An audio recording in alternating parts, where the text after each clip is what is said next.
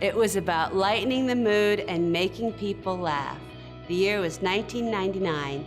I'm Margaret Cho, and this is Comedy Through the Ages.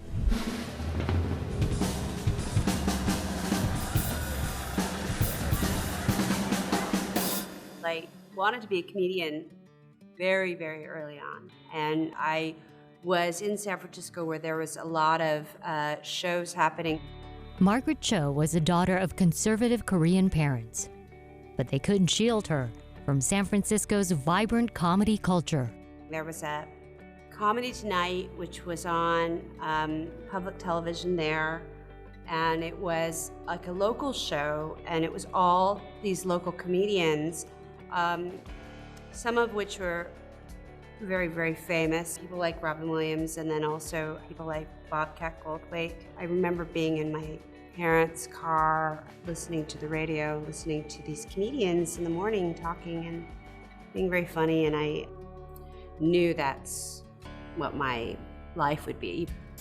With the profusion of venues in the city, it wasn't long before Margaret was in the comedy fast lane. I was working steadily as a comedian by the time I was 16, and I really didn't feel the need to go to school anymore. I just wanted to be a comedian, and I think my first joke was, my name is Margaret Cho and I drive very well. That was something that I had to sort of fight this expectation about Asians, and the only presence that Asian people had in comedy clubs were these jokes about drivers. Cho soon found a rich trove of comedy in her own life, raised in a traditional Korean family. I did a lot of material about my mom, which I still do. She's like the voice of my Asianness, and she's very proud of my achievements. She'll come to shows and she'll stand in the bathroom and she'll thank everybody.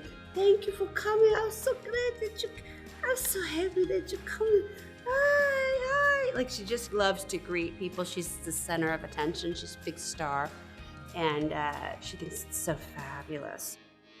As her reputation grew, Cho found herself rubbing elbows with comedy giants. I got a big shot to open for Jerry Seinfeld, who took me aside and said that if I pursued this career that I would be very successful. And I always remembered him. I got my first television show sort of off of the back of a show with Jerry Seinfeld.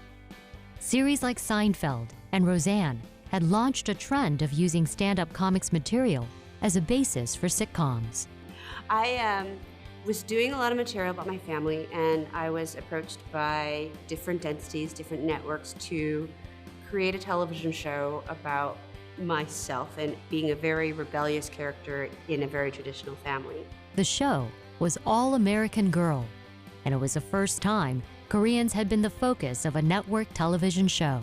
It was very difficult to make because a lot of the issues that I never thought applied to me suddenly applied. Suddenly I was too fat to be on television. Like, I was too fat to play myself, and that was an issue that I hadn't been prepared for. I was very shocked to learn that, because I had come from comedy where you could really look like whatever you wanted, it didn't really matter. It was about being funny. Under pressure from the network, Cho lost 30 pounds in 3 weeks, causing her kidneys to shut down. But there were other problems as well. We had a very great sort of negative rating from the very conservative Korean community. Korean culture is incredibly sexist, incredibly patriarchal. I was not portraying a good student. I was not interested in getting married. I was not any of the things that the Korean community wanted to be portrayed as. And so the negative reaction from them was really disheartening. What happened eventually was the show was canceled. With both her career and her health on the skids, Cho did what any great stand-up would do: use tragedy as fodder for comedy. In 1999, I began a run off-Broadway at the West Beth Theater with a show called I'm the One That I Want, which is all about my experience doing television and the incredible disappointment and sort of a phoenix rising. The show was really going back to my roots as a stand-up. The show, which was made into a film, dealt with the racism Cho encountered, both in Hollywood and everywhere else. I deal with something something racial every day. Something every day. I was walking down the street and I walked past this guy and he goes, "Me so horny." The show was a huge success, mostly because there was air conditioning.